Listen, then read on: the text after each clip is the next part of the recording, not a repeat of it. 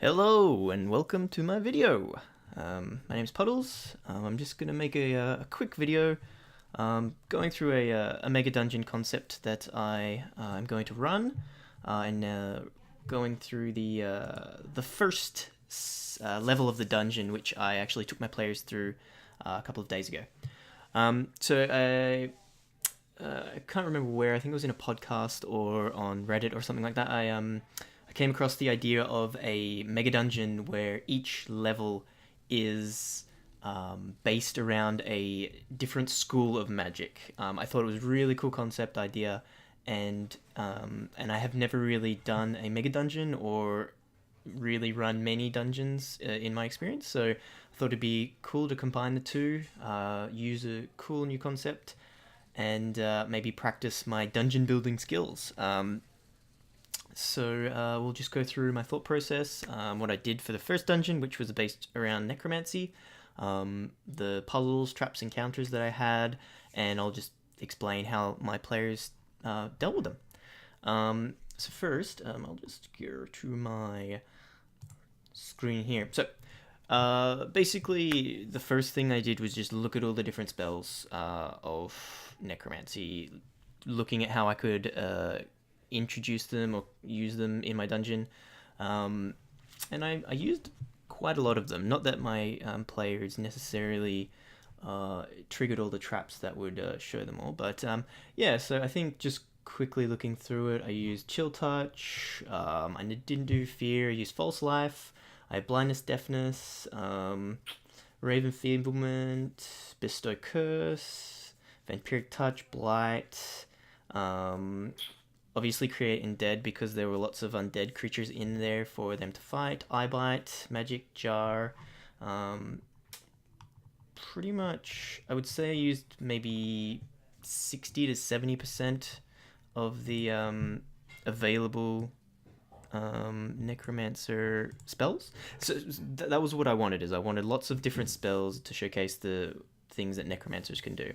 The dungeon itself was created by a necromancer, which was the final encounter was killing him. But I'll just that was the first thing I did. Then looking at the spells, I sort of brainstormed what I could do with them, whether I could put them in an encounter, make them like a puzzle. And these are some of the things that, just as a quick brainstorm, I wrote these things down. So obviously I had what the book says about necromancy, what they mean. It's obviously manipulating life and using it to gain power, raising things from the dead, all that fun stuff. So first thing, I was like, there's going to be lots of undead encounters. There's going to be skeletons, zombies, all that junk. So the characters started at level 3, so it was a good one to... there's a lot of low CR monsters that are interesting that they could fight. So obviously if you're in a necromancer's dungeon, you're going to be fighting undead things. So that went without saying. There were, I thought, an idea of an encounter where bad guys just kept respawning until something is destroyed. Not respawn, Ben, you silly. Destroyed. A curse, trap, and puzzles, I managed to make that a part of my dungeon. There was an encounter where the creature gains hit points back for doing damage. Vampiric Touch style. The main bad guy, he used Vampiric Touch quite effectively. A cursed treasure, maybe. I didn't really do that. I used curse in a different way. A very obvious finger of death trap. I did do that, and it worked really well. Obviously, if at level 3 they set off a finger of death, one character would have died. Like 30, I think it's 76 plus 30 damage, and the barbarian had 33 hit points, so someone would have died if they triggered that trap. But I made it very obvious. And I'll go through that when we go through the dungeon. And a blindness and deafness thing, which it took me a while to figure out how to make blindness and deafness like a trap or a puzzle or something, and it worked out so perfectly. I was really, really happy with how that went down. So yeah, this was just my quick brainstorming. I've got like heaps of other stuff for all of the other levels, but we'll go through that when I get to them. So I suppose next is to just jump into the sorry, should have set this up. Necromancy. So actually, first I'll just quickly go to the character screen. So for the dungeon, I had the players all starting level 3. We were supposed to start with 5, but we had an own show, so we only had 4. I changed the encounter difficulty a little bit to make up for that, and no one died. Everyone ran through the dungeon really well. But the concept is this group of wizards have created this dungeon with different levels of difficulty to fast track the training process of adventurers.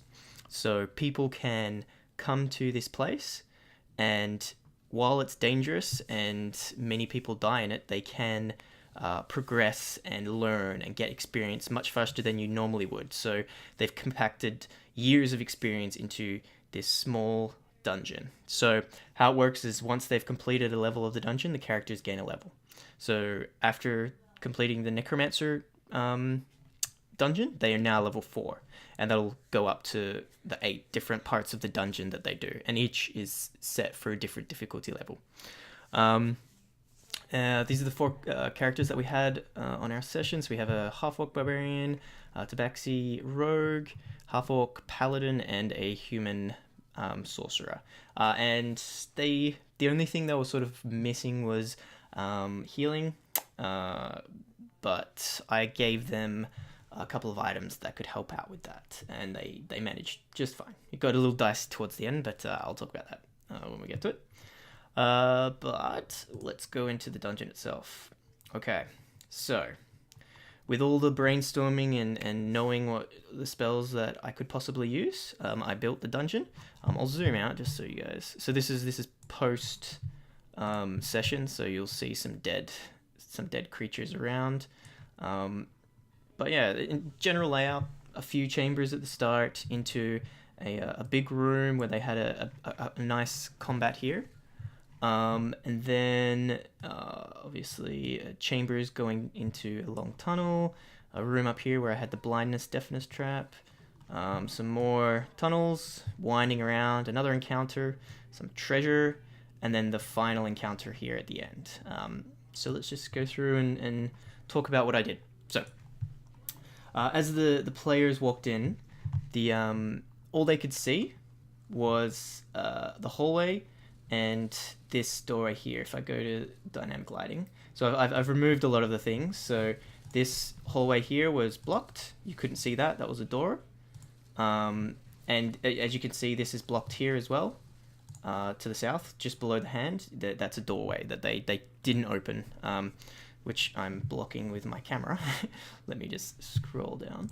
So this room here is... there's like a potion in there if they had have opened the door, but they didn't. So they walk in, the first thing they see is this giant statue of a hand. Written below the, like on the base of the hand, is the saying, "Offer what you can." So the players, I think they started with like a ration, they put it in the hand, and it slowly melted down and disappeared, but nothing happened. They went through different stages of putting things in here, rope, torches, all sorts of stuff, but nothing happened. So they just moved on. The point of it was for them to put a drop of blood on the hand, offering their life. Once that was done, the hand would have closed like into a fist. Sorry, where's my camera? And then the door here, this door would have opened, and on the pedestal was a greater healing potion. So it was just an introduction to the like the theme, the necromancy, life pays for life, and also giving them just a little bit more of a chance in terms of resources to use. They didn't figure it out. They put a lot of things in the hand, but I maybe I didn't make it clear enough. I just said offer what you can. Maybe I should have made a puzzle alluding to blood or something like that, but it didn't really factor in too much. The next thing, as they were walking down, they saw the room of Blight. So this room here was, at the end of it was a chest, and about waist height was this floating vapor-like sludge. They didn't know what it was, but they saw the chest and were like, let's do it. So the tabaxi went in there. He moved a couple of steps in, and I just told them that it was cold. Nothing was really affecting him. It wasn't like liquid; it was a vapor.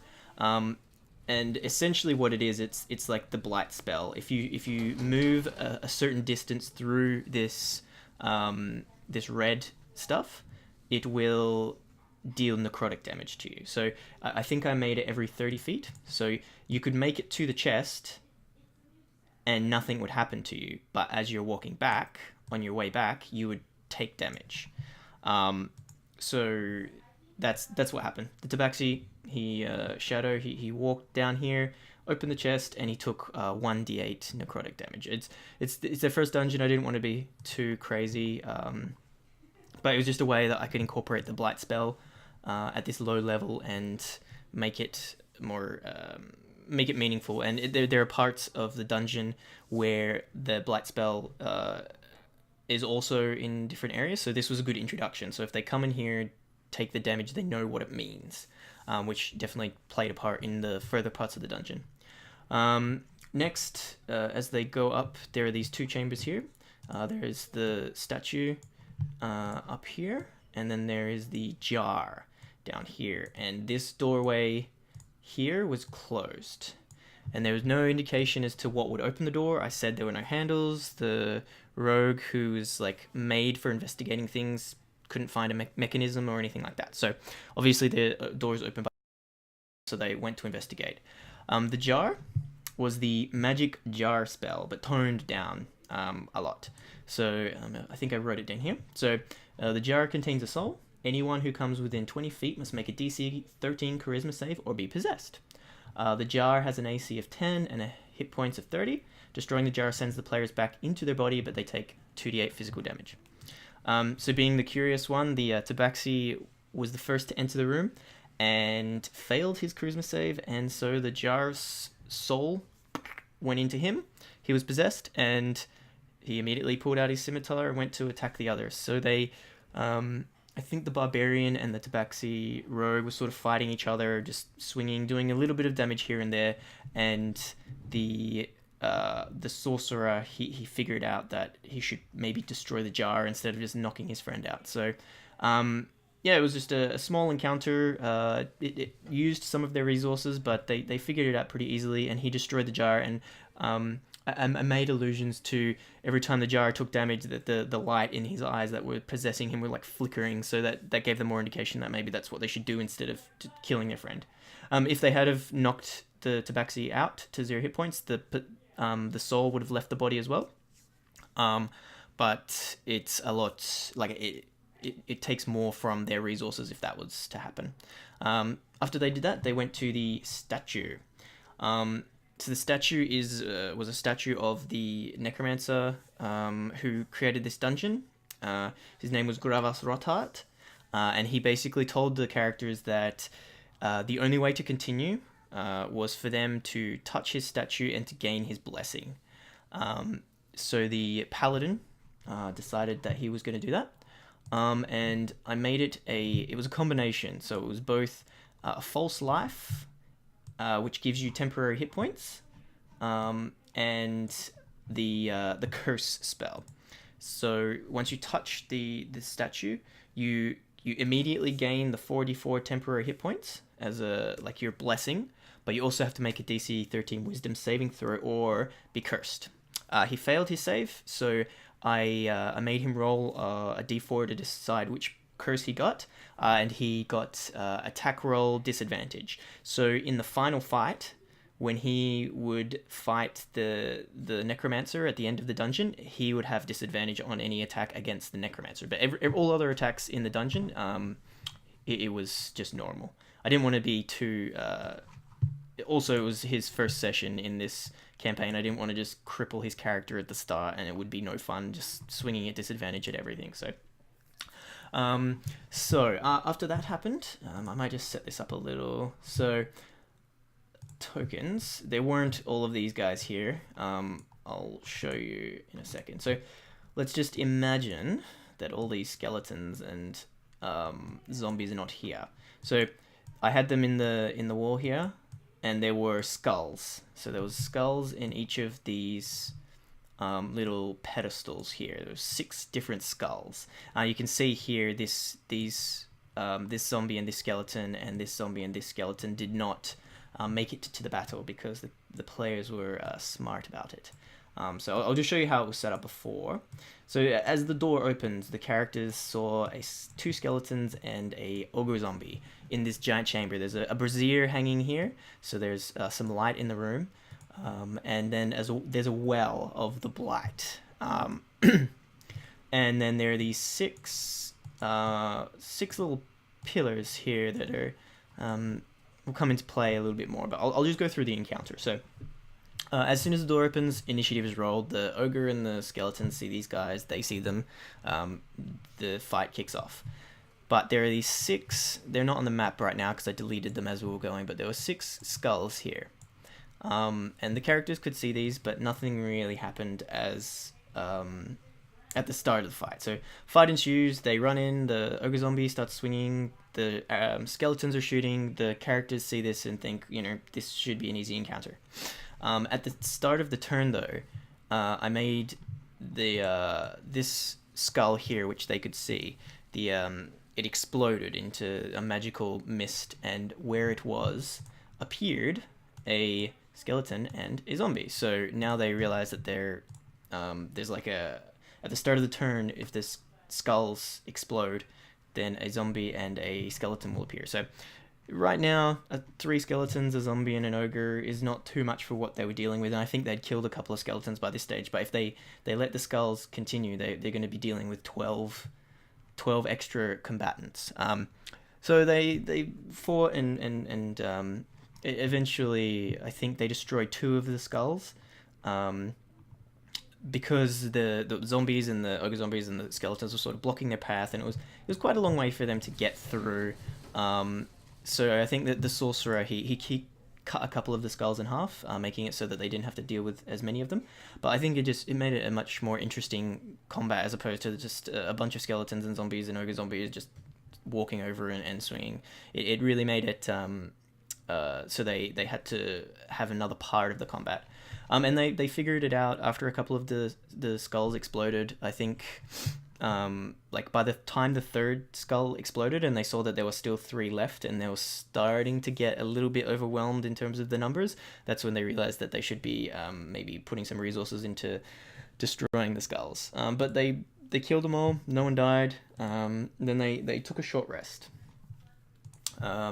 And I said that I would give them, mentally to myself, I said I would give them 1 free short rest. They wouldn't have to worry about anything sneaking up on them, but I was thinking if maybe they were taking 2 or 3 short rests in the session, I might punish them for it by just having something sneak up on them. But I also felt a little bad because there were supposed to be 5 people instead of 4.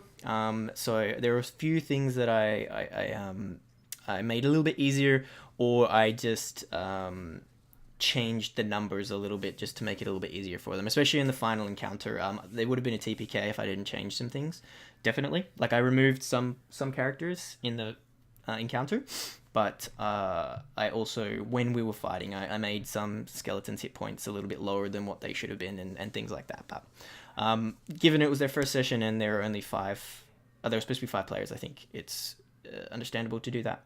It was still an awesome encounter anyway. Next, after this encounter, these 2 chambers, the characters, this is all dark vision, so they can only see up to here. So they walk into both these hallways, and they just see the Blight, which they know does damage to them. They can't see how far it goes. When the rogue went into the chest earlier, the earlier part of the dungeon, inside the chest was this chest here was a necrotic resistant potion. So he used that and investigated the well. At the bottom of the well was a jar, so he just drank the potion, went down the well, got the potion, climbed back up, and then he used it to investigate. So he went around and walked into the chamber. He walked up here and looked and saw that it was only like 40 or so feet from there. So he knew that some people would take damage, but they wouldn't take too much damage. Um, and yeah, he came back, and in the jar was a Kutanug's ointment. I don't know how to say it. I don't even know how to spell it, but it's basically a healing salve. I had 3 uses in there. We rolled that randomly, so that helped with their sustain later in battles. And then there are these 6 pillar things. I described them as like fleshy coral. They're these little posts that were maybe like an arm's length just hanging out of the ground, but they were made of flesh, but porous and absorbent. I never used the word like sponge or anything like that because I didn't want it to be too obvious. I want the characters to think about it. And they pulled them off. They realized they were very light. And basically what I was trying to get them to realize was that if they use these posts and put them in the blight, they will absorb it. And they can go through the passage safely. This did not happen, however. The players decided to put the posts in the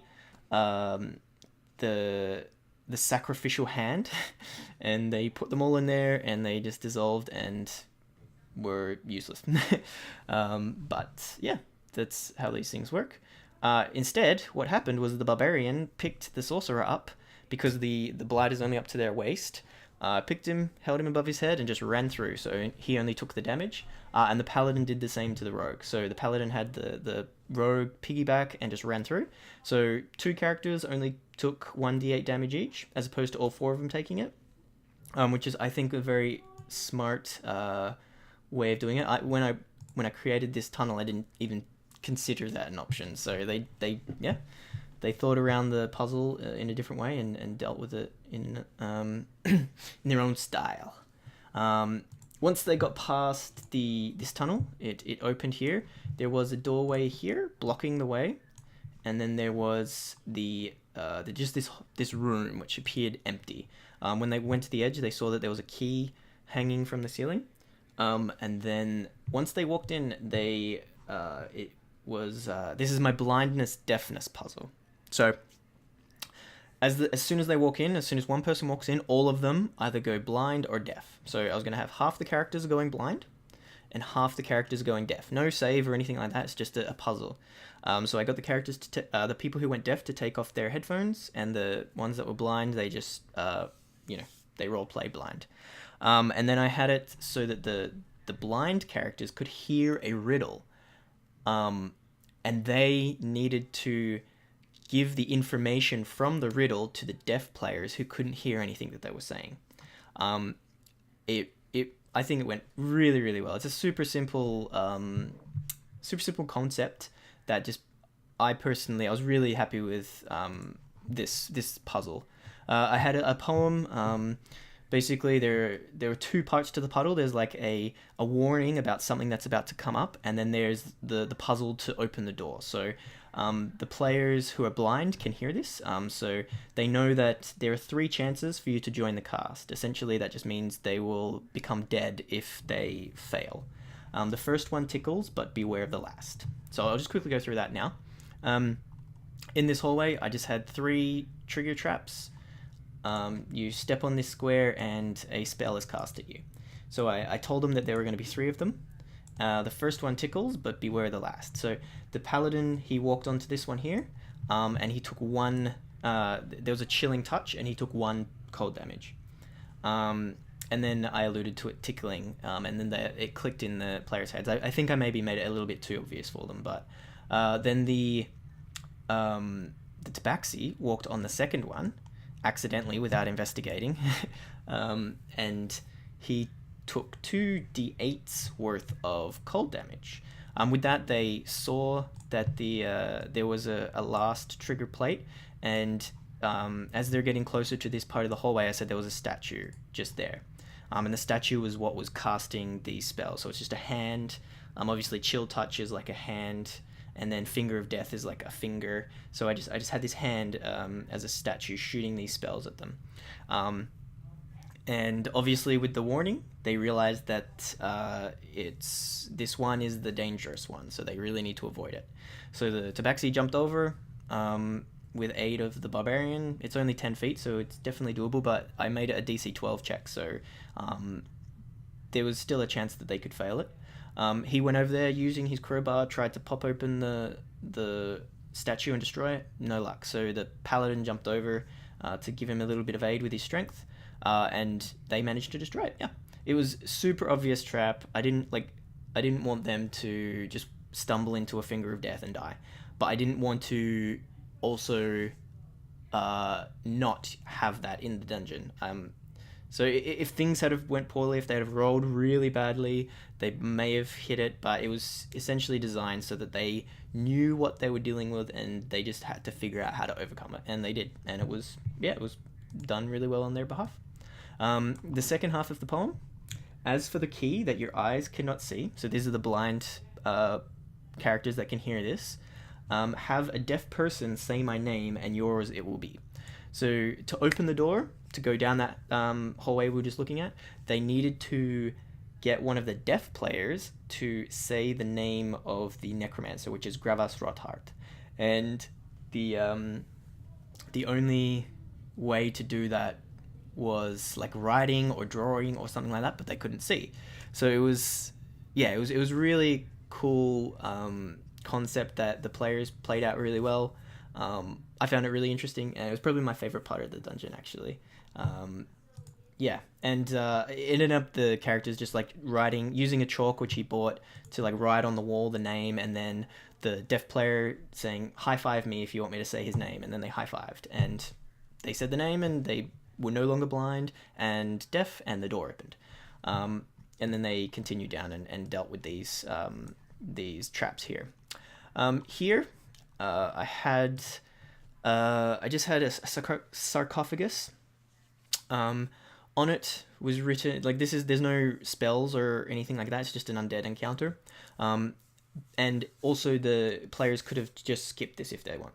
This tunnel here, up this way, was completely open. They could have just walked past it and ignored it. But written on the top of the sarcophagus was, "Here lies Artie Smarthands, once lover, sworn enemy of the necromancer." It said, "If you open my sarcophagus, I will reveal my treasures and my secrets." So the Tabaxi rogue immediately opened it, and then I just had a mummy encounter with a bunch of withering hands. It's a super easy encounter, but it did play a big role because the barbarian got cursed with rotting fist from the mummy, which means he couldn't heal, and he was at 2 hit points, meaning for the last encounter, their front man, their big barbarian tank, was at 2 hit points. So that definitely played a huge part in the final encounter. And then once they defeated him, he told them the secret, which was the necromancer has a clone, and if you want to defeat him, it'll be easier to destroy the clone first. And second was that the treasure opened. So this doorway here opened into a treasure. I just had some gold, 3 arrows, and then I just made a ring of alertness, which gives their initiative.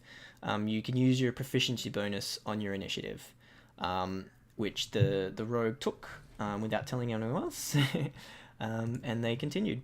So there's a skeleton up here because he chased the barbarian while he was trying to do some things. And then it also said that there was only one more encounter. They just have to kill the final boss man, Gravas Rothart. So I'll just take all the characters out of this just so you guys can sort of see the setup that I had and just the special abilities that Gravas has. So I think originally I was going to have... so there was also none of these guys, none of them.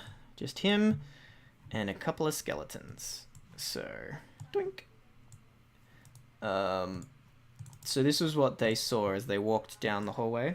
I had a closed door. They had to knock on the door to come in, and all the while Gravas was tormenting. Well, not tormenting, but he was teasing them and making fun as they were walking towards his door. And then once the door opened, just straight initiative, and they fought. I did for 5 people. I had a couple more I think I had 3 skeletons and 3 zombies and the main guy. And I can just show you what I had for the main guy. But I lowered it down a bit because they were hurting and they only had 5 players and their healer wasn't there. So, where are we? Necromancy. That's what I'm looking for. Okay, so Gravus Rothard. This is the character. I gave him 40 hit points. I probably should have given him a bit less. He was much tankier than he should have been. He also had 18 temporary hit points, which was his false life, which really played a part. And then he had his clone as well, which was this little thing. So if they had not have killed his clone before he died, his soul would have just sucked into it. It would have broken, and then he would have been at full hit points, full shield, full spells, everything. So it would have been real, like they would have died if that happened. But they killed the clone first and then dealt with him. His whole spiel was using his temporary hit points and his like vampiric touch to just stay alive, while his skeletons and stuff were wreaking havoc. I had some like abilities here that I didn't really use them as much because obviously they only had 4 people and it was getting a bit rough. So like I wanted it to be challenging, but I didn't want it to be helpless. And even with the fight, like the rogue got to 5 death saves or something, so he stabilized and didn't die. So there was still some danger in it. So that was good, but basically I made like legendary actions. He could use one legendary. He only had 1 legendary action each turn. He could use it to summon a skeleton or a zombie, or he could use his legendary action to siphon the life from one of his undead creations, and it would give him like a false life shield. I didn't use that too much. I think I summoned 1 skeleton and 1 zombie and siphoned life once. I could have. It was like a 10-round combat. I could have summoned heaps of things, but it was already difficult enough, and there was no point just trying to kill the players for no point. Like I really, I really gave it to them. It was not an easy encounter, but if it was 5 characters instead of 4, I definitely would have used that a lot more. But for the first session, it was super fun. It ended up with the sorcerer and the necromancer next to each other, just trying to stab each other with daggers because that was more effective than their spells. And yeah, it was a super interesting, fun dungeon. I'm looking forward to maybe doing the other ones. I think the next one's going to be enchantment. I haven't built the dungeon yet, but when I do, I think I will make another video like this, and the videos of the actual game itself I'll upload as well, so you can see how the players dealt with all the things that I threw at them. But it was super fun. It was good to build a dungeon. I haven't had much experience doing it, so it was nice to sort of get my brain thinking about those sorts of things. And I think that's about everything for this dungeon. I will, like I said, I'll post the next one. Thanks for watching.